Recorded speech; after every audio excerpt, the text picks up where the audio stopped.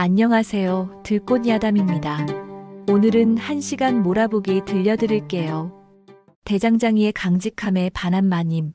따뜻한 봄날, 시끌벅적한 시장에 서늘한 바람이 골목마다 쇳내음과 숯향을 실어 나르고 있었습니다.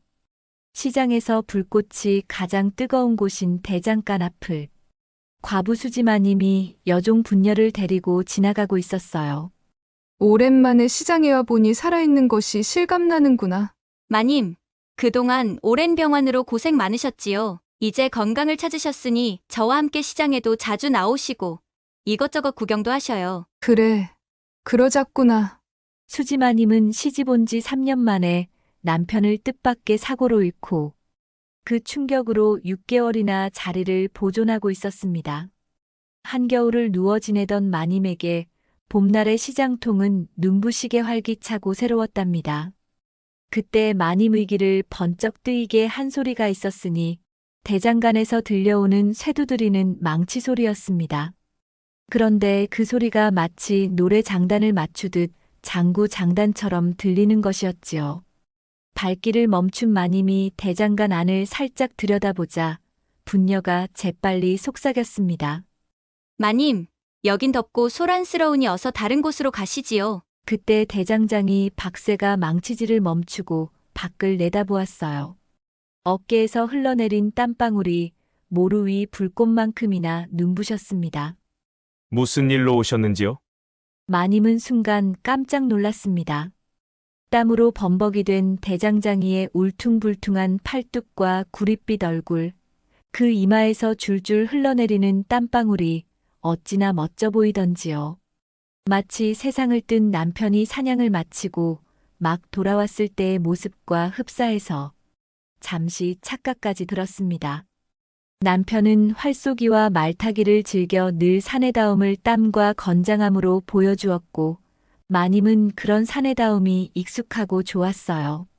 잊고 있던 그리움이 물밀듯 밀려와 가슴 한켠이 일렁이기 시작했습니다.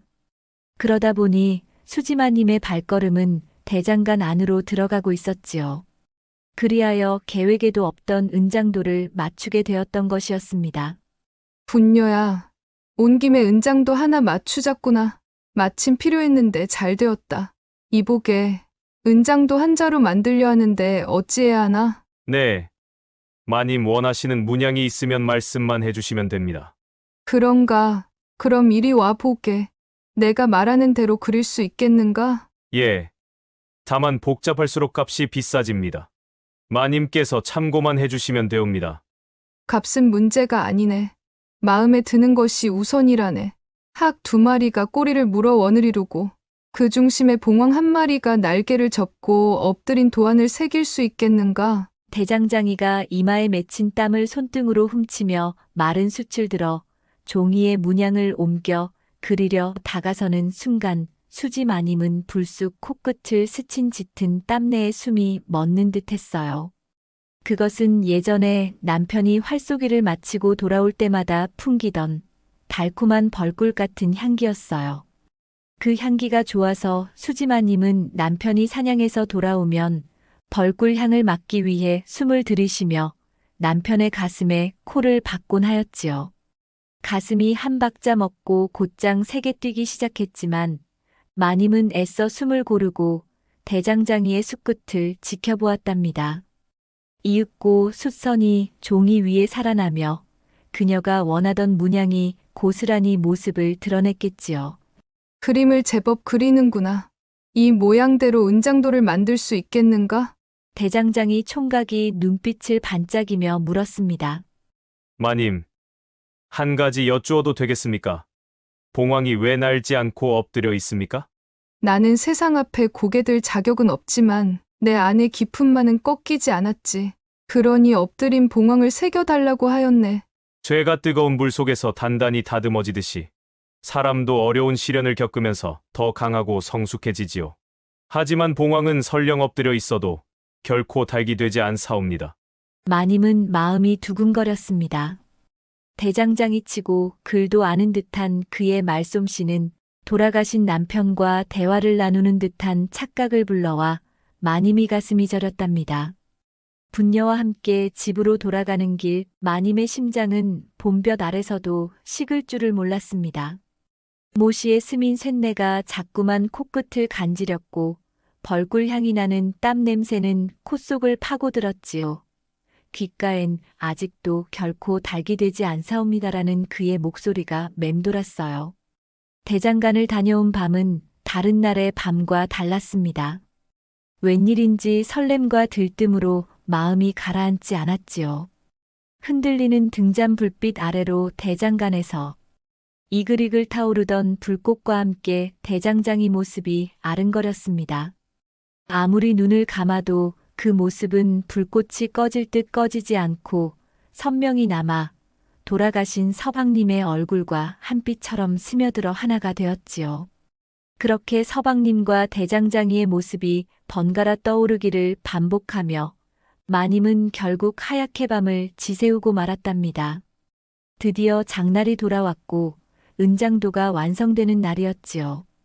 분녀는 마님 대신 다녀오겠다 했으나 마님은 손수 가야 한다며 고개를 저었습니다.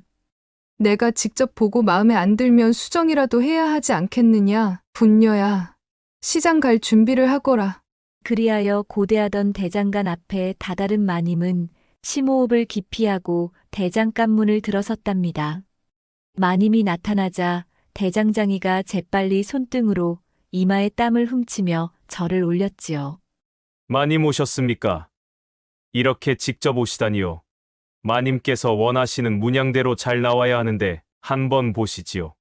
대장장이가 은장도를 들고 가까이 오자 수지마님은 벌꿀 향이 나는 땀 냄새에 마음이 심쿵하여 계속 숨을 몰아쉬며 가슴 깊숙이 향기를 담아두었던 것이었습니다. 수고가 많았네. 그런데 자네를 뭐라 불러야 하나? 아, 소인은 박쇠라 하옵니다. 박쇠. 짧은 이름이었지만 마님 귀엔 낯익은 노랫가락처럼 울렸습니다.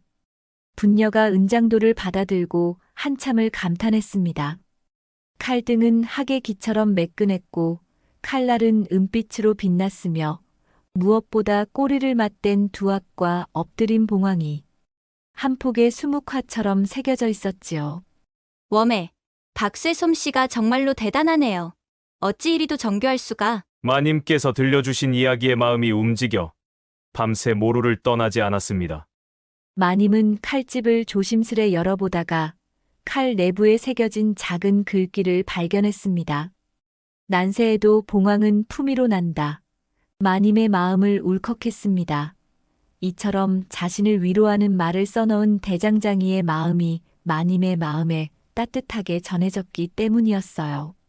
대장장이 하면서 글을 언제 익혔는가? 어릴 때부터 틈틈이 책을 가까이 하였습니다. 천한 것이 글을 배워서 무엇하겠냐고 했지만 소인은 글자에 대한 호기심이 많아 익히게 되었지요. 그래서 몇 자 아는 것으로 글을 넣어보았습니다. 소중한 마님의 은장도를 망칠까 두려웠으나 용기를 내봤습니다. 신뢰가 되었다면 아니네. 내 마음에 위로가 되는 글귀이네. 마님은 잠시 고개를 떨구었다 들며 조심스레 말을 이었습니다. 이 글귀가 마음에 드니 내 마음에 굳은 결심을 다지는 의미로 한 글자를 보태고 싶은데 가능하겠는가? 그럼요. 여부가 있겠습니까? 얼마든지 넣어드리겠습니다. 내 이름 한 글자도 봉황 옆에 작게 새겨주게나? 마님 어렵지 않습니다. 마님 함자가 어떻게 되옵니까? 수, 빼어날 수라네. 네 마님, 그럼 다음 장날까지 해놓겠습니다. 오늘 내 기다릴 터이니 해줄 수 없겠는가? 마님 시간이 솔찬히 걸려서 마님께서 기다리시려면 지루하실 텐데요. 아니네. 나는 이 쇳내가 좋다네. 뜨거운 불 속에서 이글거리는 저 불꽃도 꺼져가는 내 인생에 새로운 힘을 주는 기분이 든다네. 알겠습니다. 소인 놈이 빨리 해보겠습니다. 모루 위 불꽃이 희붉게 숨을 고르고 있을 때 박새는 작은 강철 끓을 불 속에 한 번 더 담갔다 빼냈습니다. 살짝 달아오른 끌 끝에서 은은한 열이 묻어나오자 그는 은장도 칼집을 한 손에 고정하고 다른 손으로 조심스레 첫 획을 내리그었지요. 첫 줄은 똑바로 그으렵니다. 마님의 마음가짐처럼 고다야 하니 말입니다. 끌이 은장을 밀어놓는 순간 납작한 은가루가 눈송이처럼 흩어졌습니다. 수지 마님은 숨을 들이켜고 두 손가락을 맞잡았습니다. 흩날리는 은가루가 마치 남편이 사고를 당해 하인의 등에서 축 처진 모습으로 엎혀오던 그날을 연상케 하여 남편에 대한 그리움이 북받쳐 올라 수지마님의 눈가엔 눈물이 주르르 흘러내렸던 것이었지요. 그런 마님의 마음을 아는지 모르는지 박새는 여전히 작업에 몰두하면서 다시 끌 끝을 식히며 두 번째 세로액을 눌러 파고들었습니다. 중심은 흔들리지 않아야지요. 난세에도 품위를 잃지 않으시는 것처럼. 그 말투와 손놀림은 남편이 예전에 부러진 활목을 깎아 고치며 활등이 고다야 심히 곧다오하고 속삭이던 모습과 너무도 닮아 있었습니다. 세 번째, 네 번째 격가지를 하계 기처럼 섬세히 다듬을 때마다 끌이 스윽하고 은을 파고들었고 마치 남편이 활시위를 새로 맬 때마다 짧은 조언을 꺼내던 그 장단이 그대로 되살아났습니다. 그 겹친 기억 사이로 박새에 났지만 단단한 음성이 파고들자 마님은 입가에 잔잔한 미소가 번지는 것을 느꼈습니다. 남편 앞에서도 늘 단정하기만 했던 그 미소가 오늘은 낯설 만큼 설레었답니다. 마침내 마지막 불꽃을 찍어 수자의 꼬리를 봉황등 깃에 맞물리듯 새겨넣자 작은 은장도는 어둑한 대장간 안에서도 미세한 빛을 품고 숨쉬는 듯 하였습니다. 박새가 칼집을 살포시 들어 등잔불 아래 기울였습니다. 보시지요, 마님. 난세에도 품위를 지키는 봉황 곁에 이제 마님의 이름이 숨쉬옵니다. 너는 대장장이 하기에는 아까운 자로다. 마님은 박새의 남다름에 더욱 마음이 설렜지요. 그 말과 함께 은빛 표면이 반사해낸 불꽃무늬가 마님의 뺨에 춤을 추었습니다. 수지 마님은 칼집을 받아들고 천천히 들여다보았습니다. 은빛 결 사이로 난세에도 봉황은 품위로 난다라는 글귀와 방금 새긴 숫자 한 글자가 나란히 반짝였지요. 마님의 눈가에서 촉촉한 물기가 어려 떠난 남편을 생각하면 뒤늦은 미안함이 밀려왔고 동시에 눈앞에 박새가 주는 설렘이 심장을 콩닥콩닥 두드렸지요. 그녀는 가늘게 숨을 내쉰 뒤 두 번 정도 눈을 깜빡여 물기를 걷어냈지만 오래 막혀있던 가슴속 어딘가에 미세한 온기가 번지는 걸 느꼈어요. 마치 묵은 우물에서 처음 물이 조금씩 차오르듯 따뜻한 기운이 서서히 퍼져나갔답니다. 분녀가 눈치를 살피며 말하였습니다. 마님, 날이 저물어 가옵니다. 하지만 박새가 먼저 입을 열었습니다. 칼집을 식히면서 한 번 더 광을 내어야 하옵니다. 그러는 동안 시장 뒤편 폭포수 아래 봄빛이 제일 고운 곳이 있사온데 잠시 머물다 오시겠습니까? 저녁 노을이 눈이 부시게 아름답습니다. 마치 마님의 촉촉한 눈빛처럼 말이지요. 수지마님은 박새의 표현들이 죽은 서방님이 살아 돌아와 속삭이듯 마음속에서 물결이 일렁이면서 남편이 살아 돌아온 것처럼 착각이 들 정도였지요. 마님은 얼른 마음을 추스르고 대답하였어요. 그러세. 한 바퀴 돌고 오겠네. 네 마님, 불이 나게 해놓겠습니다. 그리하여 분녀와 마님은 대장간 뒤편 자그마한 물길을 따라 난 숲길로 발걸음을 옮겼습니다. 저녁빛이 붉게 노을을 물들이고 버드나무 실잎이 물결처럼 흔들릴 때 마님은 병상에 파묻혀 있던 지난 계절이 얼마나 힘겨웠는지 새삼 깨달았습니다. 한편 대장간에서는 박새가 다시 불씨를 일으키며 칼집에 새겨 넣은 숫자를 은빛으로 빛나게 할 마지막 담금질을 준비하고 있었지요. 그의 망치 첫음이 다시 울려 퍼지자 마님의 가슴에도 탕하고 메아리가 번졌습니다. 남편의 그리움과 새로운 두근거림이 이 봄밤을 경계 삼아 포개져 숨쉬고 있었으니까요. 등잔불 아래 수지 마님은 은장도를 천천히 꺼내 칼등을 손끝으로 쓸어보았습니다. 하계 꼬리에 이어진 봉황, 그리고 그 곁에 새겨진 수 한 글자, 등잔 심지가 흔들릴 때마다 빛도 물결도 어른거렸지요. 은빛 결마다 번지는 불꽃 무늬는 어느새 박쇠의 구릿빛 얼굴과 겹쳤습니다. 한때 남편이 활시위를 당기던 순간마다 품어냈던 그 뜨거운 숨결도 같이 스며들어 심장을 2번, 3번 쿵쿵 두드렸습니다. 내가 다시 대장간으로 갈 수 있는 일이 있을까? 그 생각이 자꾸만 칼끝에 비쳤습니다. 그때 수지마님 입가에 미소를 짓게 하는 생각이 떠올랐으니 그날 밤 설레는 마음으로 곤히잠을 청하였지요. 며칠 뒤 부잣집 교수들 사이에서 정기적으로 열리는 수절과부 모임이 있었습니다. 장맛비가 그치고 난 뒤라 노랗게 익어가는 보리향이 뜰에 자욱하던 날이었지요. 모임 장소는 양반가 중에서도 손꼽히는 민대감댁 안채였습니다. 어서들 오세요. 올해 들어 처음으로 모임을 하게 되었군요. 올해도 복숭아 꽃은 곱게 피었는데 우리 마음은 여전히 회색인 듯합니다. 회색이라니요. 저는 검은빛이지요. 영감이 떠난 뒤 새벽마다 까마귀만 울어댄답니다. 저는 그저 조용히 살다 문중제사상이나 지킬 것 같습니다. 그렇게 과부들의 처량한 수다가 이어지고 찻잔이 2~3번 비워질 즈음 수지 마님이 조용히 은장도를 꺼내 탁자 위에 올렸습니다. 칼집에 꺼끌꺼끌한 모양이 반짝이자 수다꽃이 와르르 피어났습니다. 아니, 왜 는장도래요? 저 문양 좀 보세요. 학 2마리가 꼬리를 물고 있다니 천생연분이라 그럽니까? 은빛의 문양이 완전히 어울리면서 고급스러운 것이 참 곱고 이쁘네요. 저런 거 하나 지니고 있으면 100년은 수절을 할 수 있을 것 같은데요. 그러고 보니 수지 자네 흔한 칼이 아닌 듯하니 어디 사연이라도 있는가? 수지 마님은 슬며시 웃으며 칼집을 열어 보였습니다. 안쪽에 비스듬히 새겨진 난세에도 봉황은 품위로 난다. 그리고 그 옆에 방금 찍어낸 듯 반짝거리는 숫자가 모두의 눈길을 사로잡았지요.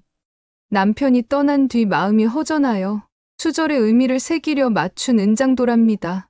언제 들고 다녀도 제 뜻이 흐려지지 않도록 엎드린 봉황처럼 낮추되 꺾이지 않으려 하였지요. 어머, 세상에 그런 깊은 뜻이 있으니 은장도가 더 빛이 났구려. 나도 군자란 문양으로 새긴 은장도 하나 갖고 싶구먼. 분위기가 무르익자 홍부인이 부추기듯 말했습니다. 우리 다 함께 맞추세나. 값이 좀 나가더라도 내 마음같이 견고한 장신구라면 수절하는 마음에 큰 위로가 될 터이니 수지 부인 어디서 만들었는가? 우리에게도 소개를 해주세나. 제가 특별히 부탁하여 제작한 것이오니 부인들을 위해서 제가 가서 또 부탁을 해보겠습니다. 그리하여 여러 부인들이 만들고 싶은 문양을 이야기하면서 강 부인은 연못 위에 핀 연꽃 문양을, 큰 댁은 대쪽처럼 굳센 대나무 마디 문양을, 홍 부인은 나는 솔직히 화려한 게 좋아 라며 봉황 깃털에 홍모란이 어우러진 은장도를 갖고 싶어 했지요. 그리하여 수지마님이 각자 하고 싶은 문양을 수첩에 고이 적어 내려갔답니다. 단체로 하면 조금 싸게 할 수 있을 테니 제가 가서 흥정을 해보겠습니다. 그리하여 수지마님은 다시 대장간으로 갈 명분을 얻게 된 셈이었지요. 장날 아침 수지마님은 그 여느 때보다 설레는 아침을 맞이할 수 있었지요. 장터 입구를 막 들어설 즈음 대장간에서는 이미 모루 위 불길이 다시 치솟고 있었습니다. 박쇠는 불 앞에 서서 망치를 높이 들었다 내리치며 구슬땀을 줄줄 흘리고 있었지요. 모루 옆에 걸린 칼날들은 아침 해를 받아 수정처럼 빛나고 있었습니다. 수지 마님의 발걸음은 한층 서둘렀지요. 두근거림이 치맛자락 안쪽에서 훅 하고 솟구치듯 온몸을 달궜습니다. 대장간 앞에 닿기도 전 망치와 모루가 맞부딪히는 탕탕 소리가 이미 심장 속 장단이 되어 있었지요. 숨결은 빠르게, 그러나 발걸음은 차분히 수지마님은 박쇠를 만날 생각에 가슴이 두근거렸지만 애써 차분하려 노력하였어요. 드디어 수지마님은 분녀와 함께 대장간 앞에 섰지요. 손안에는 단정히 묶은 붉은 비단 보자기 하나, 그 안엔 과부들이 각자 원하는 문양이 적힌 주문서가 들어 있었습니다. 박쇠, 오랜만이네. 자네의 쇠두드리는 소리는 언제 들어도 경쾌하고 뭐. 박새는 망치를 내려놓고 고개 숙여 절을 올렸습니다. 마님, 안녕하세요. 아래 것들을 시키시지. 이런 누추한 곳에 또 오시다니요. 아니네. 바람도 쐴 겸 모루의 불꽃이 내 삶의 활기를 찾을 수 있을 것 같아 또 왔다네. 그리고 내 주문이 있어 이렇게 들렀네. 다른 부인들이 자네의 은장도 만드는 솜씨에 감탄하였지. 그리하여 단체로 만들기 위해 주문을 받아왔다네. 권위 있는 부인들의 주문이라서 더 신경을 써야 하기에 이렇게 직접 왔구먼. 미천한 솜씨를 이렇게 칭찬해 주시니 소인놈 몸둘 바를 모르겠습니다. 자네 솜씨가 뛰어나니 맡길 수 있는 것이라네. 소인놈 마님 믿음에 실망하지 않도록 노력해 보겠습니다. 그럼 부인들이 원하는 문양이 있으니 먼저 그림으로 본을 떠주게나. 대장장이 박새는 종이와 마른 숯을 들고 마님 옆으로 앉았지요. 마님은 이미 땀에 젖은 박새의 몸에서 나는 달콤한 벌꿀 내음이 향긋한 차 한 잔을 마시는 기분이 들었지요. 은장도 전체에 군자란 문양을 넣은 것과 대쪽처럼 굳센 대나무 마디 문양, 봉황 깃털에 홍모란이 어우러진 화려한 문양, 은장도 칼날 아래 잔잔히 펼쳐진 파도처럼 흘러가는 물결 문양, 차가운 겨울끝 빛을 뚫고 피어난 매화 가지 한 줄기, 시련을 견디고 꽃 피우는 강인함을 담아낼 수 있는 매화 가지 문양, 우아하게 펼친 학의 날개가 은장도 전체를 감싸며 고고한 기품과 자유로운 영혼을 동시에 드러낼 수 있는 학이 날갯짓하는 형상. 이렇게 은장도를 우선 만들어야겠는데 본을 떠보게나. 박새가 숯을 든 손끝으로 학의 날갯짓을 그릴 때마다 박새의 굵은 팔뚝이 움직이며 마치 박새의 팔이 학처럼 느껴지며 마님의 가슴이 콩닥거렸던 것이었지요. 이렇게 부드러운 곡선을 박새가 고개를 들어 수지 마님을 흘끗 보았습니다. 그 순간 마님의 심장은 모루에 얹은 달궈진 쇠처럼 후끈 달아올랐습니다. 종이 위 학 한 마리가 펼친 날개를 그리는 박새의 어깨선을 보며 마님은 살며시 숨을 들이켰습니다. 땀 냄새와 숯 내음이 어우러진 공기 속에 두 사람만의 시간이 흐르고 있었지요. 마님, 이 곡선이 어떠하겠습니까? 학의 날개가 이렇게 활짝 펴는 것이 더 아름답겠지요? 박새가 물었을 때 마님은 목구멍이 미세하게 떨리는 것을 느꼈습니다. 아, 학이 은장도에서 푸드덕하고 날아갈 것 같구나. 수지 마님은 목소리를 최대한 담담히 낮추었지만 마음속에선 폭죽처럼 불꽃이 튀어올랐습니다. 박새가 다시 종이 위에 숯을 찍으며 그 선을 다듬었습니다. 마님께서 문양을 함께 봐주시니 그림이 더 잘 나오는 것 같습니다. 마님의 가슴 속에선 한 송이 연꽃이 천천히 피어오르듯 설렘이 자라났습니다. 그러나 말은 나오지 않았어요. 대신 그녀는 살짝 고개를 끄덕이며 떨리는 손끝으로 자신의 마음을 전했습니다. 그렇게 말해주니 고맙네. 자네 손끝이 야무져 잘 나오는 그림을 나의 마음도 담긴다고 하니 다른 부인들도 흡족하겠구먼. 그 짧은 진심 어린 한마디가 두 사람 사이에 은밀한 다리를 놓았습니다. 모루에 남은 불씨처럼 그 감정은 아직 꺼지지 않고 은은히 빛나고 있었지요. 수지 마님은 서방님에 대한 그리움과 박새를 향한 설렘이 뒤섞인 채 뛰는 가슴을 내려다보았습니다. 과거의 슬픔이 옅어질수록 현재의 이 뜨거움이 더욱 생생해졌으니까요. 이렇게 뜨겁게 떨리는 이유는 무엇일까? 수지 마님은 그런 뜨거움과 떨리는 가슴을 느끼면서 박새가 일하고 있을 대장간으로 장이 서는 날마다 발걸음을 옮겼던 것이었지요. 아직 장이 채 열리지 않은 이른 아침이었어요. 수지 마님은 붉은 비단 보자기를 품에 안고 평소보다 조금 더 빠르게 걸음을 옮겨 대장간 문 앞에 서서 숨을 골랐습니다. 장날마다 이렇게 찾아오는 것이 처음엔 망설여졌지만 어느 순간부터는 자신도 모르게 기다려지는 아침이 되어버렸지요. 망치 소리가 멈추고 박새가 고개를 들어 마님을 발견하자 두 사람의 시선이 마주쳤습니다. 아침 일찍 장터에 볼 일이 있어 오는 김에 우선 들렸네. 너무 일찍 들렀는가? 수지 마님의 말은 담담했지만 얼굴은 벌써 홍조로 물들었습니다. 아닙니다, 마님. 소인놈이야 이곳에서 살다시피 하며 일하니 언제라도 오셔도 상관없지요. 고운 마님을 아침 일찍 보는 행운을 갖게 되어 소인놈은 하루 종일 더 즐겁게 일을 할 수 있겠습니다. 박새의 농담 같은 말에 수지 마님은 가슴이 두근두근 설레었어요. 매번 찾아오는 수지 마님을 바라보는 박새의 눈빛에도 조금씩 변화가 생겼습니다. 수지 마님의 눈빛은 다른 여인들과 다르게 느껴졌고 수지 마님의 대장간 출연은 어느 순간부터 박새의 가슴도 설레게 하였으니까요.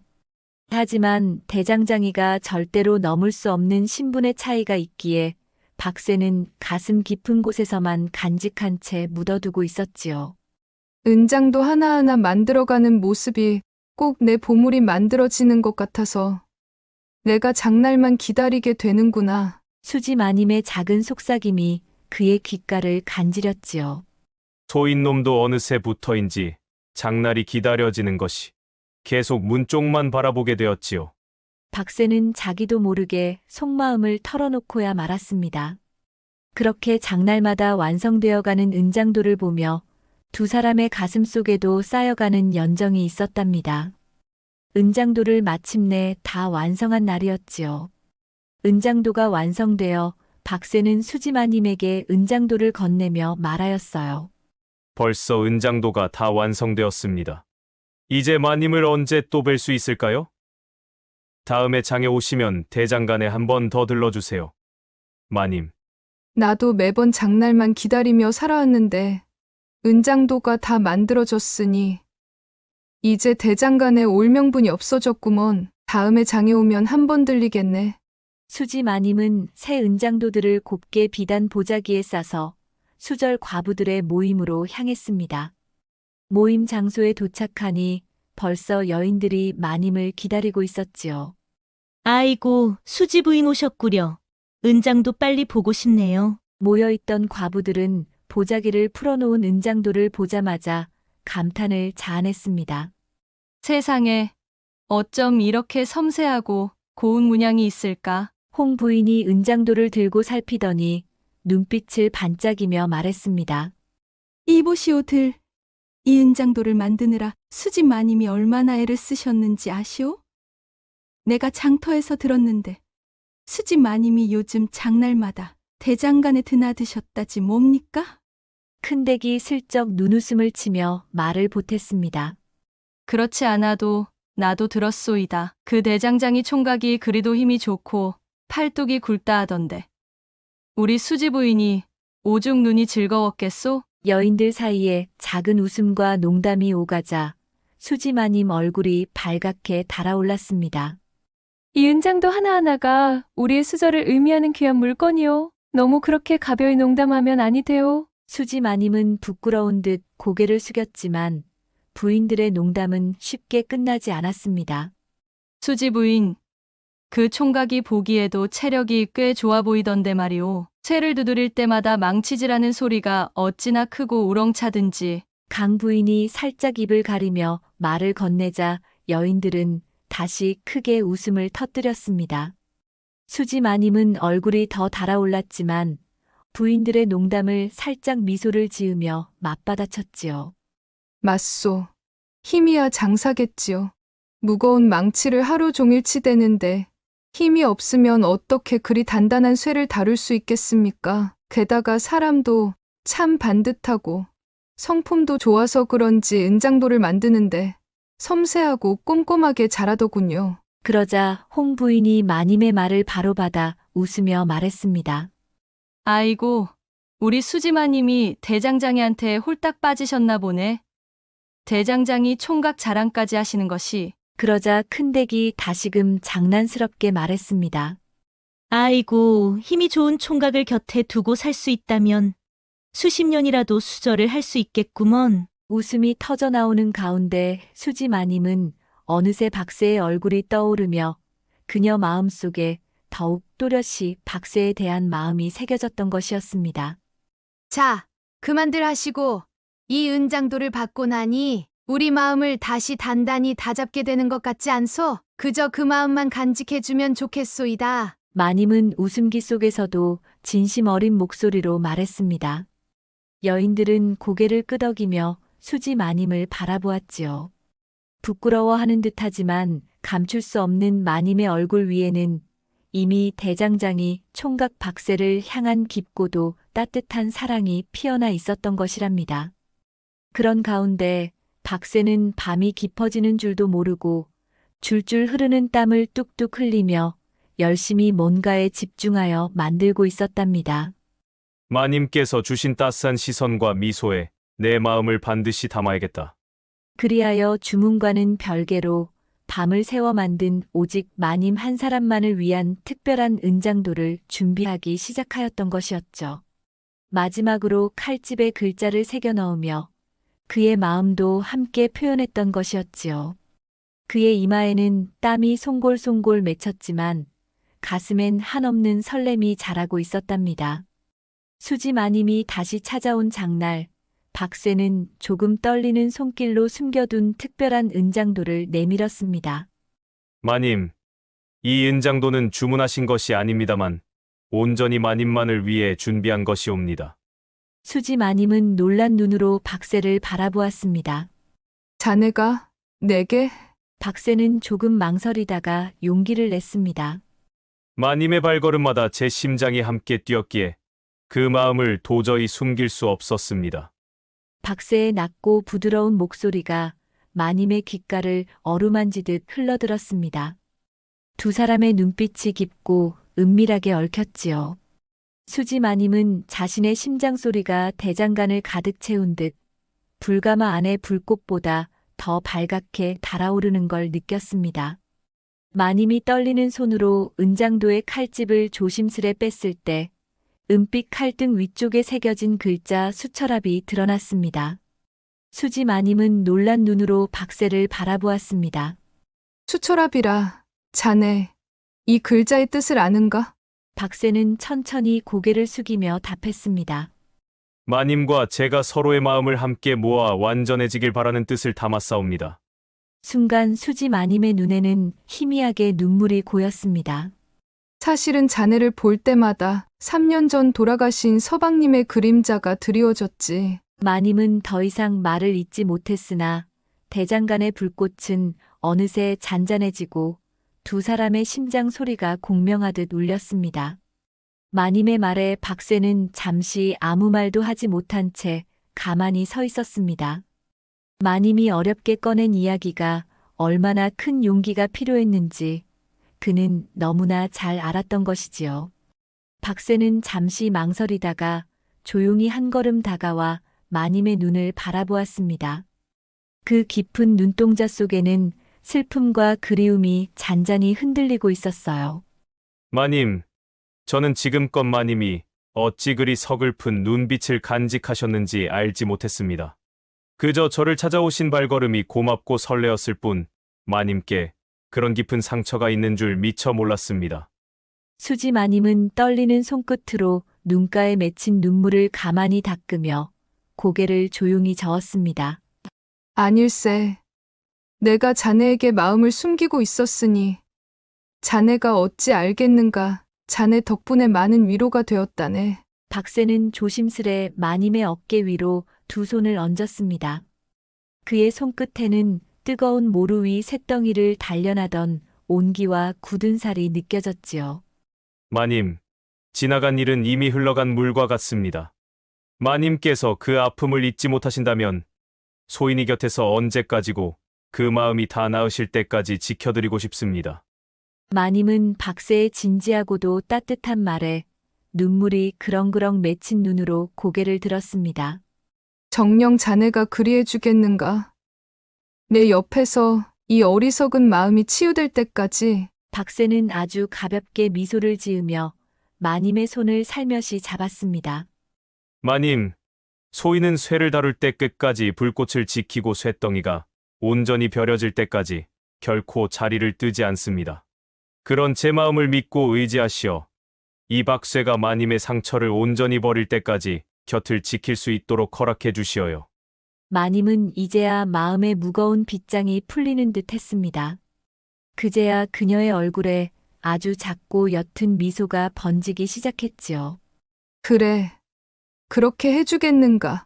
자네라면 정녕 이 마음의 상처도 다스릴 수 있을 것 같구나. 두 사람은 잠시 아무 말도 하지 않고 서로의 따뜻한 눈길을 나누었습니다. 밖에서 은은히 불어오는 바람이 대장간 안에 남아있던 그들의 슬픔을 조금씩 쓸어가고 있었던 것이죠. 수지 마님과 대장장이 박새의 이야기는 사랑이라는 말조차 꺼내기 어려웠던 유교 문화의 엄격한 시절을 살아낸 두 남녀의 애틋한 마음이었습니다. 표현할 수 없었기에 더욱 깊이 간직하고 꺼낼 수 없었기에 더욱 짙어졌던 그런 사랑이었지요. 이미 돌아가신 서방님의 그림자를 가슴에 품고 홀로 슬픔과 외로움을 견뎌내야 했지만 박새와의 우연한 만남을 계기로 그녀의 마음에는 다시금 작은 불씨 하나가 타오르기 시작했던 것이죠. 두 사람의 이야기는 그 시절을 살아야 했던 많은 여인의 절제된 슬픔과 조용히 타오르는 사랑을 떠올리게 합니다. 그렇게 수지 마님과 박새의 사랑 이야기는 지금도 조용히 우리의 가슴 속에서 작은 울림이 되어 계속 이어지고 있답니다. 들꽃 야담 애청자 여러분, 아름다운 사랑은 어떤 것일까요? 오늘 하루도 행복한 시간 보내세요. 감사합니다. 지게꾼을 벗겨버린 마님. 철민이 본격적으로 사내의 심부름을 맡고 나서부터 밤마다 무거운 짐을 지고 한양을 오가는 것이 일상이 되었어요.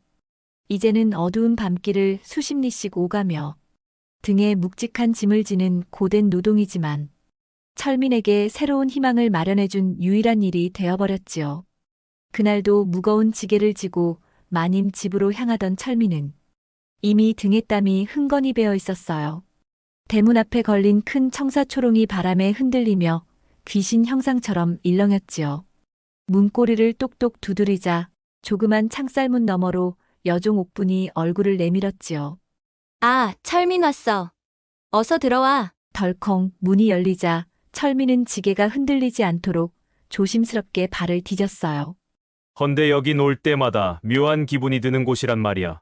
철민이 마당 끝으로 가려던 찰나 저 멀리 흰 옷자락이 흔들렸어요. 조용한 발소리와 함께 마님이 나타났지요.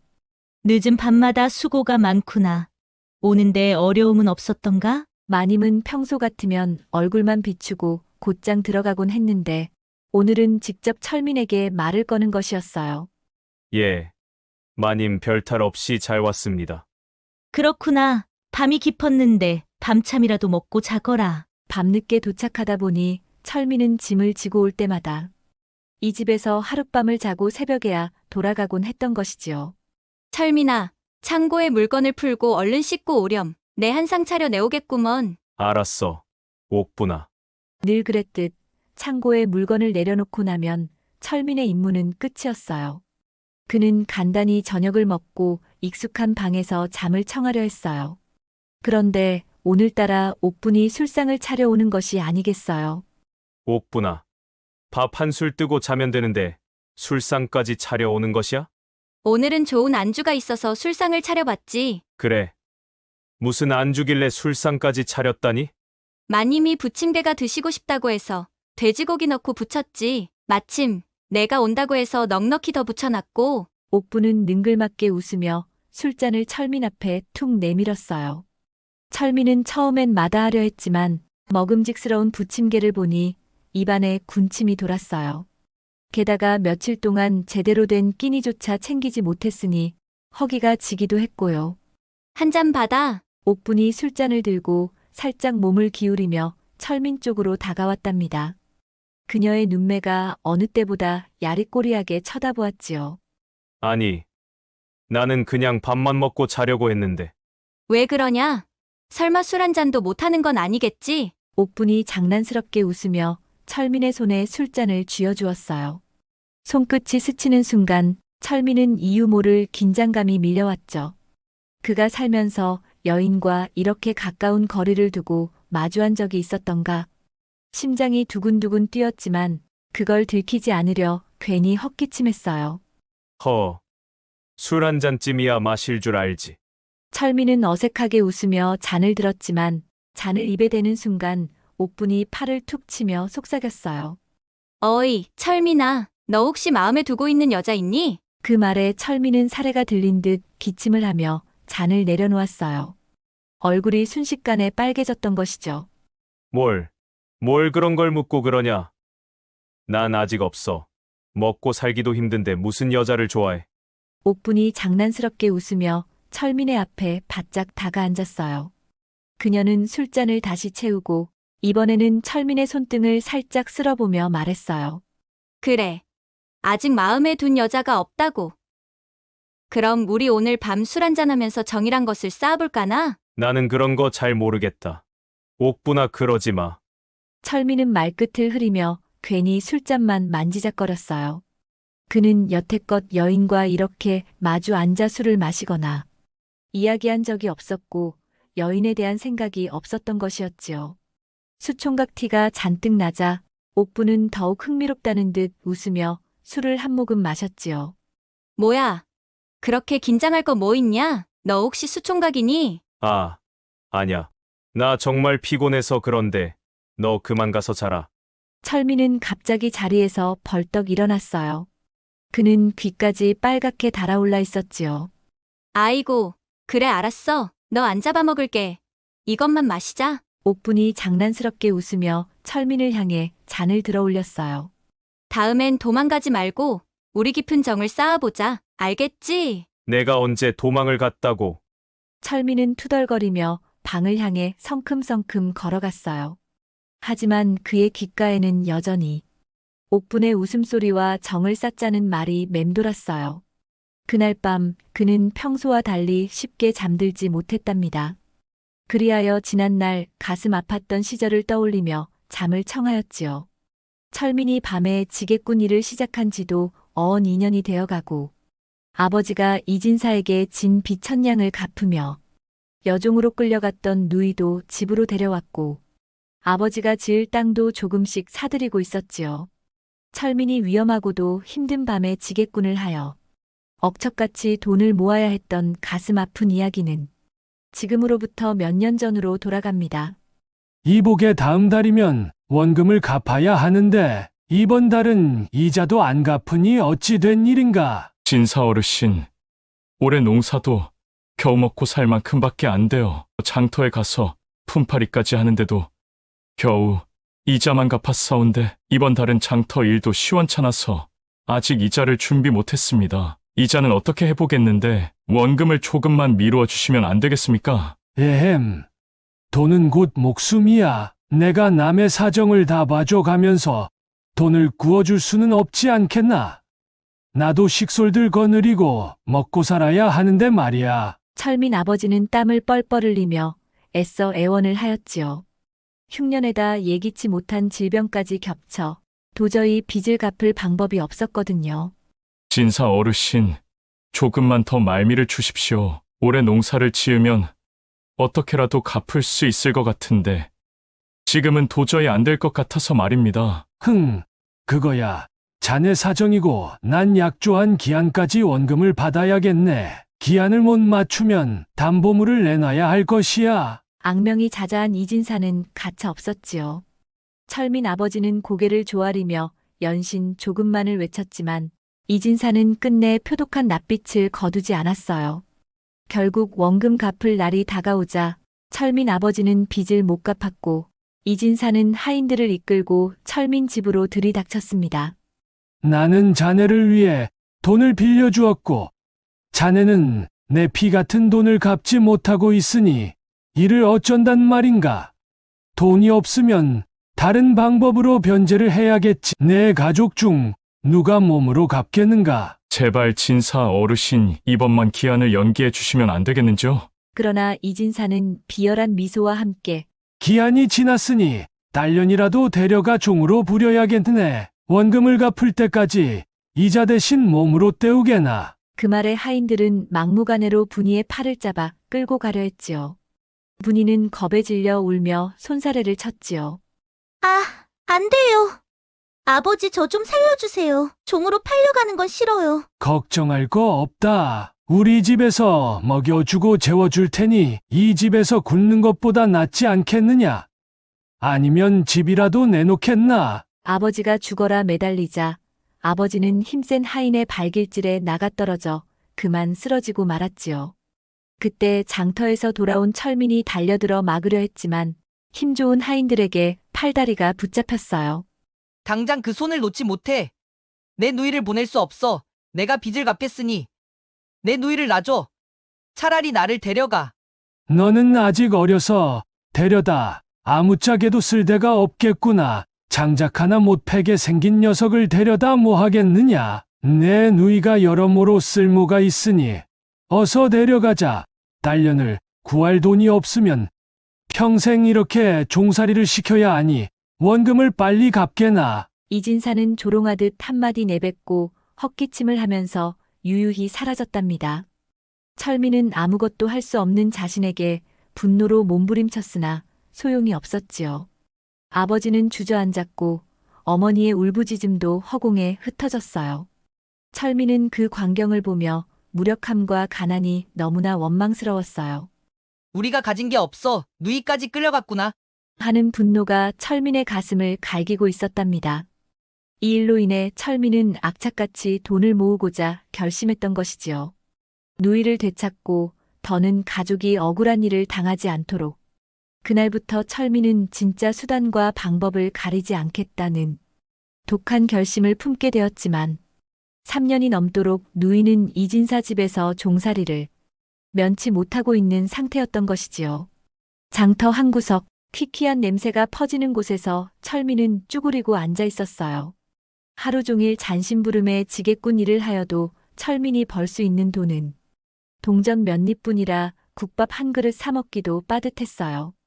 그래도 철민은 이게 어디냐 싶어 허리춤에 동전을 쑤셔 넣었지요. 그러던 참에 비단 옷을 입은 양반집 도령이 우쭐대며 다가왔어요. 동네에서 제일 잘 산다는 이진사의 아들 수동이었지요. 철민은 속으로 노랭이 아들. 이라고 불렀지만 겉으로는 내색하지 못했어요. 수동은 멀리서부터 코웃음을 치며 가까이 오더니 철민이 쥔 동전을 툭툭 건드렸어요. 어이 철민인가 뭔가 하는 녀석아. 이까지 동전 모아서 언제 내 누이를 데려갈 거냐? 너 같은 청껏이 평생 모은들 거지 밥값밖에 더 되겠냐? 철민은 그저 어금니를 꽉 물었지만 지금 상황에서 대들 수는 없었지요. 열심히 모으면 언젠가 누이를 찾을 돈이 마련되겠지요. 그래 한 100년 모아봐라. 내 누이는 우리 집에서 일하다 늙어 죽을 테니 아니 모르지 혹시 내 말을 잘 들어서 내 아이라도 낳으면 종살이는 면하게 해줄 수 있을지도 모르겠지? 수동의 비아냥거리는 말에 철민은 꽉 움켜쥔 주먹으로 수동의 턱주가리라도 날리고 싶었지만 그랬다가는 더 큰 일이 벌어질 것은 불보듯 뻔한 일이니 참을 수밖에 없었지요. 이런 일이 한두 번 있는 것도 아니고 그저 묵묵히 열심히 한 푼이라도 벌어 모으는 수밖에 없었답니다. 언젠가는 돈을 제대로 벌어 저 꼴 보기 싫은 양반놈 코를 납작하게 만들어주겠어.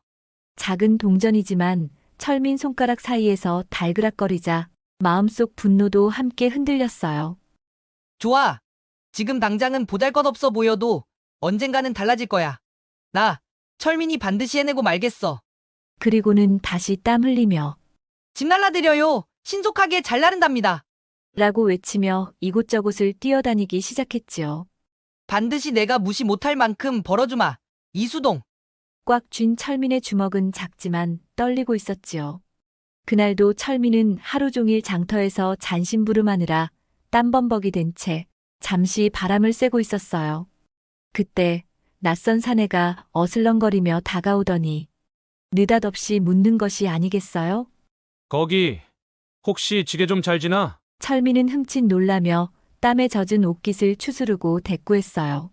지게라면 보시다시피 장터에서 지게꾼으로 잔뼈가 굵은 놈입니다.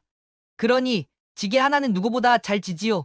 하하, 제법 다부져 보이는데 내가 제안 하나 하지. 사내는 낮은 목소리로 말을 이었어요. 이런 푼돈으로는 평생 가난을 벗어나긴 어렵지 않겠소. 혹시 한 번에 목돈을 벌 마음이 있다면 야간에 지게꾼 노릇을 하는 건 어떻겠소? 처음에는 황당했지만 목돈을 벌 수 있다는 말에 철민은 솔깃해졌어요. 당장 더 나은 수입이 절실했거든요. 야밤에 지게를 지고 나른다니 뭘 옮기는 거죠? 굳이 알 필요 없소. 밤에만 움직여야 하는 짐이라 힘들긴 하지만 그만큼 값을 쳐줄 테니 돈을 벌려면 이보다 더 좋은 일은 없지. 철민으로선 솔깃한 제안이었어요. 요 며칠 장터에서 번 돈이 국밥 2그릇 값도 안 될 뿐더러 언제까지 그렇게 벌어선 팔려간 누이를 찾아오기란 어려웠으니까요. 그럼 전 지게로 짐만 나르면 되는 건가요? 설마 도둑질이라도 시키시려는 건 아니겠죠? 후후, 도둑질. 아니요, 그저 짐만 나르면 되는 것이오. 대신 조건이 있어. 조건이라니요? 내가 지정한 시간에 늦지 말고 묻지도 따지지도 말아요. 내가 시키는 대로만 해주면 되는 일이요. 더 하려고도 말 것이며 이 일을 절대로 발설을 하여도 안 되는 것이요. 나라의 높은 분과 연관되어 있기 때문에 자칫하면 목숨이 위험할 수 있으니 말이요. 한 번 할 때마다 평소 한두 달 노역 품삯을 벌 수 있으니까. 한두 달 치라면 헉, 정말입니까? 철민은 본능적으로 침을 삼켰어요. 그 정도면 1년 안에 이진사 돈을 갚을 수 있기 때문이었지요. 철민은 잠시 망설였지만 이렇게 좋은 기회가 또 있을까 싶어 굴러온 기회를 안 잡을 수 없었지요.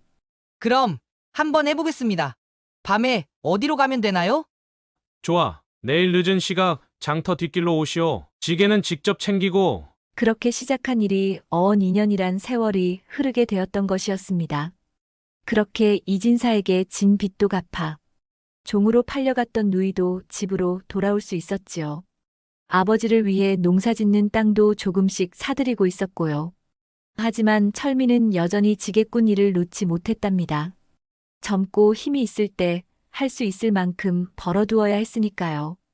부모님이 무슨 일을 하느냐 물으면 밤에 물건을 나르는 일이라 품삯이 좋다고만 답했지요. 주인이 잘 챙겨줘서 돈을 잘 번다며 누구에게도 말하지 말라고 당부했답니다. 그러던 어느 밤 달마저 흐린 구름 뒤로 숨은 시각이었지요. 철민은 늘 그렇듯 사내가 시키는 대로 정체를 알 수 없는 상자를 지게에 싣고 산길을 지나 골목길을 누비고 있었어요. 사내의 지시에 따라 물건을 받으러 가는 장소가 그때 달랐기 때문에 물건을 가지러 갈 때마다 사내와 접촉해야 했지요. 그날도 묵직한 물건을 지고 어두운 밤길을 서둘러 걷고 있었습니다. 바로 그때 어둠 속에서 횃불을 든 포졸 무리와 마주치고 말았습니다. 포졸 2명이 순찰하던 중 철민을 발견하곤 지게에 실린 짐을 번쩍 쳐다보았어요. 거기 자네 한밤중에 지게로 뭘 옮기는 건가? 직접 안을 확인해야겠어. 요즘 수상한 지게꾼들이 한양 바닥을 누빈다는 소문이 있어서 단속을 철저히 해야 한다네. 철민은 등줄기에 식은땀이 흘렀어요. 이거 들키면 끝장이잖아. 하고 속으로 중얼거리며 덜덜 떨었지요. 포졸들이 한 걸음씩 다가와 막 지게를 내리게 하려는 순간 어디선가 차분하면서도 기품 있는 음성이 들려왔습니다. 오, 수고가 많네. 그 목소리에 포졸들은 순식간에 동작을 멈추고 철민도 뒤를 획 돌아보았어요. 달빛 아래 장옷을 걸친 여인은 다름 아닌 마님이었어요. 이 사람은 우리 집에서 일하는 사람이네. 지금 내가 필요한 물건을 지고 가는 중이라네. 판서댁 마님과 오랜만에 만나 수다를 떨다 보니 이렇게 밤이 늦었구먼. 이거로 탁백이나 한 잔씩 하고 들어가게나. 아, 이거 마님 몰라 뵙고 신뢰가 많았습니다. 감사합니다. 마님 댁 물건이라면 굳이 볼 필요는 없겠지요. 포졸들은 조금 전까지의 기세가 무색할 정도로 고개를 숙이고 뒷걸음질을 치며 물러났어요. 앞으로 혹 밤늦게 이 사람을 만나거든. 우리 집 물건을 나르는 중이라 여기고 그냥 보내주게나. 예, 마님, 그렇게 하겠습니다. 마님의 한마디에 순식간에 상황이 무마되자 철민은 쿵쾅거리던 가슴을 간신히 진정시키며 지게끈을 꽉 움켜쥐었지요. 이렇게 쉽게 넘어가다니 역시 대단한 분이시구나. 그때 마님은 슬그머니 철민 쪽으로 다가와 은근한 미소를 지으며 그를 한번 훑어보았습니다. 얼굴에 땀이 가득하네. 부드럽게 내뱉은 말이었지만 그 속엔 묘한 여유와 장악력이 깃들어 있었어요. 철민은 마님 앞에서 어찌할 바를 몰라 허둥대다가 그제야 식은땀을 훔치며 고개를 숙였어요. 가슴이 철렁 내려앉는 것이 간이 떨어질 뻔했습니다. 마님 덕분에 살았습니다. 호호. 그래. 많이 놀랐겠구나. 요즘 단속이 심하다고 하더구나. 철민은 가슴이 두근거렸어요. 방금까지의 공포 때문인지 아니면 눈앞의 마님 때문인지 분간이 어려웠지요. 그때 마님은 한 걸음 더 다가서며 낮게 속삭였어요. 너도 알겠지만 내가 널 보호해 줄 수도 있고 반대로 널 위험에 빠뜨릴 수도 있단다. 내 말이 무슨 뜻인지 알겠지? 철민은 본능적으로 고개를 끄덕였어요. 마님의 존재가 두려우면서도 동시에 그녀가 내미는 보호막이 얼마나 강력한 것인지도 알게 되었어요. 그 순간 저택 쪽에서 소란스러운 인기척이 들렸어요. 옥분이 촛불을 들고 마당을 걸어오고 있었지요. 마님, 혼자서 어디 다녀오시나 했더니 철민이와 오시네요. 소인 걱정 많이 했습니다요. 그랬구나. 어서 들어가자. 깊어가는 밤 철민의 마음은 무거웠지요.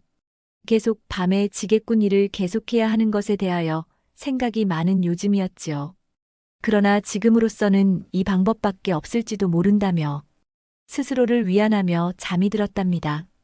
그러던 어느 날 철민이 마님께서 잠시 방으로 들어오라고 하시는디 그녀의 방으로 들어서니 고운 비단옷 자락에서 은은한 향기가 살짝 풍겨왔어요. 오늘도 수고가 많았네. 자네에게 새로운 제안을 하고 싶은데 혹시 이 집에서 함께 기거하며 일할 생각은 없나? 그 말에 철민은 당황스러움과 놀라움이 뒤섞인 표정을 지었습니다. 그게 무슨 말씀이십니까? 저는 그냥 지게나 지고 노역하는 하찮은 몸이라. 그동안 자네를 겪어보니 듬직한 것이 믿을 만한 사람 같아 더 중요한 일을 맡기고 싶어서 그런다네. 가끔 보는 마님을 마음속으로 흠모하고 있던 철민은 매일 마님을 볼 수 있다는 것만으로도 얼른 승낙하고 싶어졌죠. 저 정말 소인이 마님 댁에서 일해도 되겠습니까? 그럼 품삯은 지금처럼 주겠네.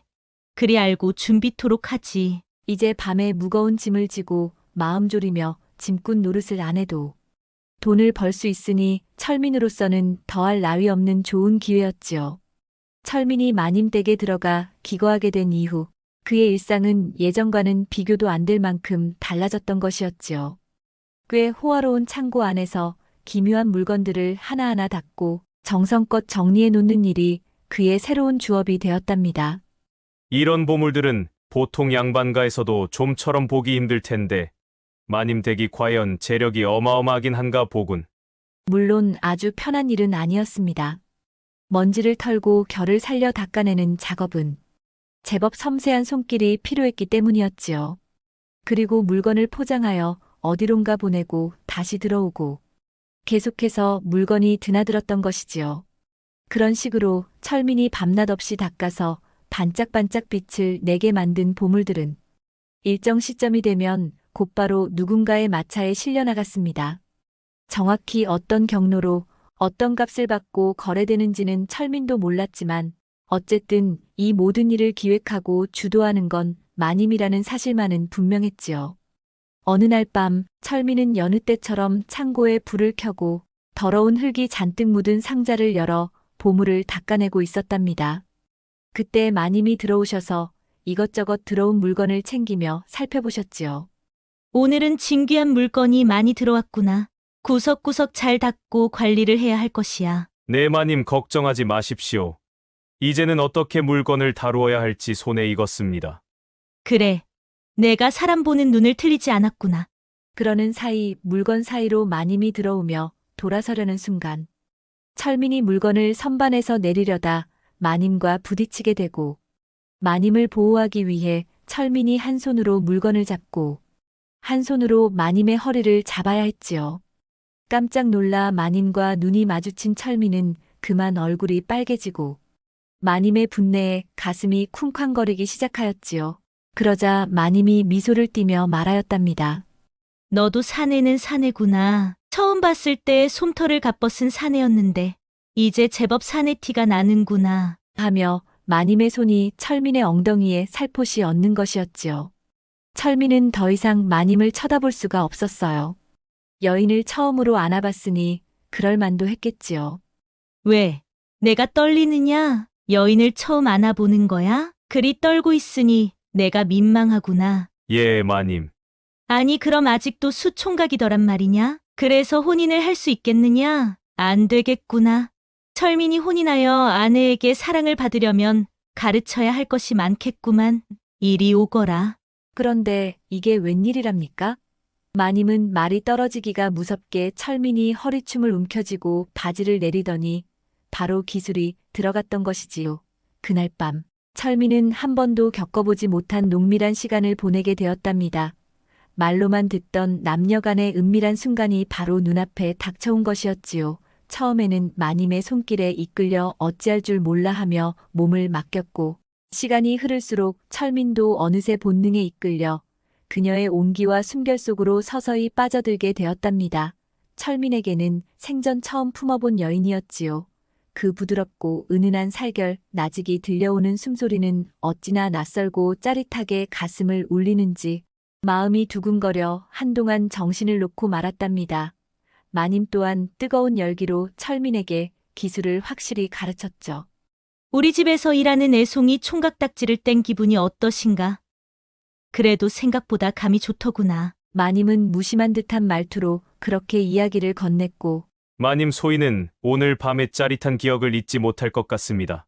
사실 철민의 마음은 이미 마님께 깊숙이 기울고 있었지요. 가난과 천대 속에서도 꾹꾹 눌러 참아가며 버텨온 세월 동안 이렇게 마음 깊이 흔들리는 여인을 만난 것은 처음이었답니다. 비록 양반집 과부라는 신분의 벽이 높았으나 그녀가 눈앞에 있었고 그 숨결을 나누는 순간만큼은 세상의 이치도 넘어서게 되는 듯 하였답니다. 하지만 철민에게 있어 그 밤의 기억은 결코 단순한 하룻밤의 기억으로만 남지 않았답니다. 마님이 자신을 부를 때마다 가슴은 설레어 뛰었고 혹여 마님이 다른 사내와도 이와 같은 관계를 맺을까 하여 견딜 수 없는 불안을 느끼게 되었지요. 창고에서 일을 하고 있을 때도 멀리서 마님의 모습이 언뜻 비치기만 해도 가슴이 덜컥 내려앉았답니다. 이젠 내 모든 것을 바치고 싶을 만큼 소중한 여인이 되어버렸어. 그런데 마님은 이걸 그저 하룻밤의 재미로만 여긴다면 나는 어찌해야 하나. 철민은 마음속으로 그렇게 중얼거리며 더더욱 혼란에 빠지게 되었답니다. 마님은 냉철한 판단력과 뛰어난 감각으로 집안을 이끄는 여인이었기에 철민은 그저 그날의 감정에 이끌려 행동했을 하룻밤의 사내였을지도 모르겠지요. 그렇다고 그날의 짜릿함에 대하여 마님에게 따질 수도 마님에 대하여 연정을 품고 있다고 말을 할 수가 없었습니다. 혹여 말 한마디 잘못 꺼냈다가 집에서 내쫓기기라도 한다면 삶 전체가 흔들릴 일이었지요. 그런데도 마님은 그 뒤로도 가끔은 다정한 눈빛을 보내오곤 하였답니다. 오늘 들어온 물건은 잘 정리하였느냐? 이 물건은 특히나 값이 많이 나가니 조심히 다루거라. 이렇듯 슬쩍 대화를 건네며 철민을 살피기도 하였지요. 하지만 그런 눈길 뒤에는 금세 냉정한 주인 마님의 얼굴이 따라붙었고 철민은 그 애매하고도 냉온을 오가는 태도에 점점 마음을 붙들 수 없게 되어버렸답니다. 이제는 잊어야 하는 것이 맞을 터인데. 그러나 그녀가 미소 짓는 순간마다 철민의 몸과 마음은 이미 깊이 그녀를 향하고 있었으니 차마 놓아버릴 수가 없었답니다. 그러던 어느 날 밤이었지요. 철민은 창고 정리에 여념이 없던 중 뜻밖의 대화를 엿듣게 되었답니다. 창고 바로 바깥 마님의 은밀한 별채에서 들려오는 소곤한 목소리가 밤 공기를 타고 은밀히 흘러들어왔던 것이지요. 철민은 무심코 창고 문틈 사이로 몸을 바짝 붙이고는 숨소리조차 죽인 채 귀를 기울였답니다. 그리고는 이내 믿기 어려운 이야기들을 듣게 되었지요. 무덤 도구를 맡은 자들이 이번에도 제법 큰 물건을 얻었답니다. 하지만 요즘 자금이 많이 들어가니 사람들을 더 풀어야 할 것도 같은데 사람 구하기가 쉽지가 않아서요. 대비마마께서도 이번 일에는 각별히 신경을 쓰고 계시니 자네도 더욱 조심해야 하네. 지금 궁궐 사람 중 절반 가까이가 이미 돌아섰다 하니 반정의 날도 머지않았을 것이네. 반정이라는 단어와 무덤 도굴이라는 말이 귀에 쏙 들어오는 순간 철민은 등줄기에서 식은땀이 줄줄 흘러내리는 것을 느꼈답니다. 그동안 이 집안에서 은밀히 이루어지는 일들이 미심쩍은 부분이 없지는 않았으나 설마 그것이 왕실과 관련된 일이고 반정에 관련될 것이라고는 도무지 상상도 못했던 일이지요. 더구나 도굴이라니 조정에서는 중재로 다스리는 엄중한 범법 행위였으니 말입니다. 그날 이후 철민은 며칠이고 마음이 뒤숭숭하여 일을 해도 손에 잡히지 않았답니다. 이 일을 그만두어야 할까? 하지만 지금 물러나도 이미 내 손에 묻은 흔적이 사방에 남아 있을 것이고 마님도 그 사내도 날 가만두지는 않을 테지. 괜히 입을 놀렸다간 바로 그 자리에서 며칠 밤을 뜬 눈으로 지새운 끝에 철민은 마침내 결심한 듯 마님의 방 앞에 조심스레 발을 들여놓았답니다. 마침 마님은 혼자 등잔불을 바라보며 생각에 잠긴 듯 앉아 있었지요. 철민은 고개를 조아리며 조심스레 말을 꺼냈답니다. 마님 염치 없사오나 요 며칠 마음이 편치 않아 감히 여쭈옵니다. 홍마님께서 지금 무척 곤란한 일에 연루되신 것이 아닌지요? 소인은 염려되어 견딜 수가 없사옵니다. 그 말에 마님은 이내 시선을 돌려 철민을 바라보았고 잠시 침묵 끝에 나직이 말하였답니다. 어디서 무슨 말을 들었기에 그런 말을 하느냐? 소인들은 반은 없사오나 요즘 마님께서 마음에 근심이 있는 것 같아서요. 근심 같은 건 없으니 염려 말 거라. 여자 혼자 사니 이런저런 일들이 많겠지. 더구나 왕실과 얽힌 일을 하고 있으니 가끔 머리 아픈 일도 있느니라 염려하지 말 거라. 마님의 눈빛에는 피곤함과 단호함, 그리고 어딘지 모르게 스치는 서글픔이 함께 서려 있었답니다. 철민은 더 묻지 못하고 조용히 고개를 숙인 채 방을 물러나왔지요. 하지만 그의 가슴 속에는 여전히 짙은 먹구름이 걷히지 않았답니다. 그렇게 혼란스럽고 뒤숭숭한 가운데 시간은 흘러갔지요. 그의 초여름 한양의 공기는 어쩐지 낯설고 긴박한 느낌을 주었답니다. 데뷔전에서 사람이 몇 번 오가고 불안한 분위기가 느껴지더니 결국 반정 모의가 발각되어 데뷔의 계획은 무산이 되었고 결국 역적 모의로 궁궐 안은 순식간에 혼돈에 빠졌습니다. 대궐문 안팎으로 대대적인 수사가 벌어지고 관군의 무리들이 한양 바닷글 누비며 여기저기에서 끌려가는 사람들이 속출하면서 곧 마님 집으로 숨통이 조여올 것은 불 보듯 뻔한 일이었지요. 철민은 누구보다 먼저 눈치챘습니다. 처음엔 그저 은밀한 후원자쯤으로만 여겨졌지만 그녀의 자금은 누군가의 피를 부르게 되었던 셈이었지요. 사내들은 이미 보찜을 싸들고 마님께 마지막 하직 인사를 하였습니다. 마님 아무래도 관군이 곧 이리로 들이닥칠 것 같사옵니다. 대비마마께서는 더 이상 마님을 지켜드릴 힘을 잃었사오니 살 길을 도모하시는 것이 좋겠사옵니다. 송구하오나 소인놈들은 멀리 떠나 있겠사옵니다. 그리하여 마님의 별채엔 인기척조차 사라졌습니다. 마님은 서신을 찍고 장부를 태우며 밤새 뜬 눈으로 앉아 있었고 그 모습에 철민은 애태우며 지켜보고 있어야 했습니다. 이 여인을 지켜야 한다. 처음엔 단순한 충심이었고 은혜를 갚기 위한 마음이었습니다. 하지만 어느새 그 마음은 더 깊고 절박한 열망으로 변해 있었지요. 사랑하는 이를 이 지옥 같은 한양에서 반드시 구해야 한다.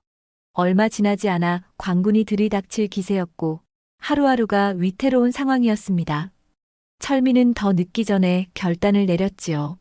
마님께 시골로 함께 떠나자고 조심스럽게 제안한 것이었습니다. 마님, 소인놈은 절대로 마님과의 인연을 잊지 못하겠습니다. 마님은 지나가는 인연이었을지 모르겠사오나 소인놈에게는 소중한 첫사랑이었기에 마님만을 가슴에 품고 살았습니다. 그동안은 소인놈 같은 천한 것이 감히 마님께 연정을 품은 것조차 용납되지 못하였사오나 이제 마님께서 위급한 상황에 계시니 이놈이 마님을 지켜드리고 싶습니다. 마님은 처음엔 깊은 침묵에 잠겼습니다. 그러다 조용히 입을 열었죠.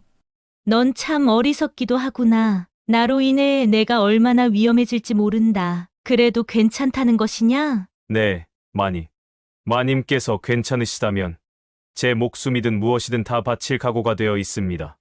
서방이 죽고 혼자 살면서 고고한 학처럼 살아내야 한다는 다짐이 남들 보기엔 그녀의 껍데기만 보였겠지만 철민이만큼은 그녀의 깊은 마음속까지 껴안으려 하니 마님의 가장 깊은 마음속까지 울리고 있던 것이었지요. 이런 상황에서 철민이 따뜻하게 안아주니 마님은 선택의 여지가 없었던 것이었지요.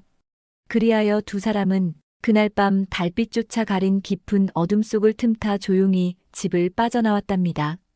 마님은 조심스레 가장 감나가는 폐물, 은괴 속 금화를 1000조각에 싸고 철민은 그 짐들을 지게에 조심스레 얹었지요.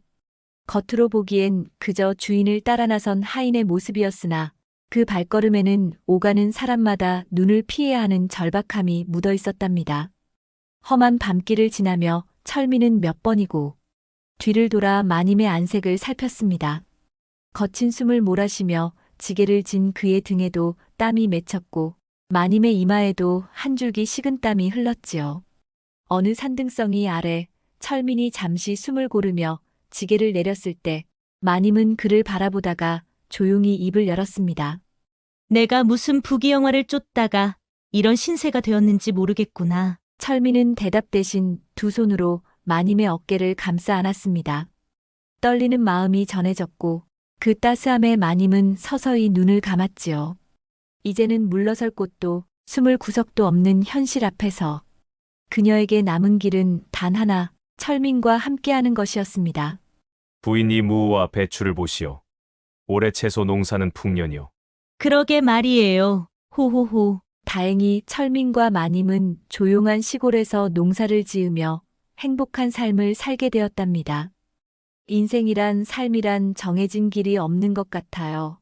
미래를 걱정하며 오늘의 행복을 느끼지 못하고 살기보다는 오늘 하루 열심히 최선을 다하여 살다 보면 그 하루가 쌓여 행복한 인생의 삶을 살았다 하지 않을까요?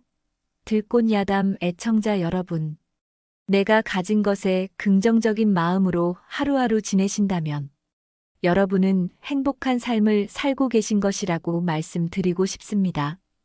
감사합니다.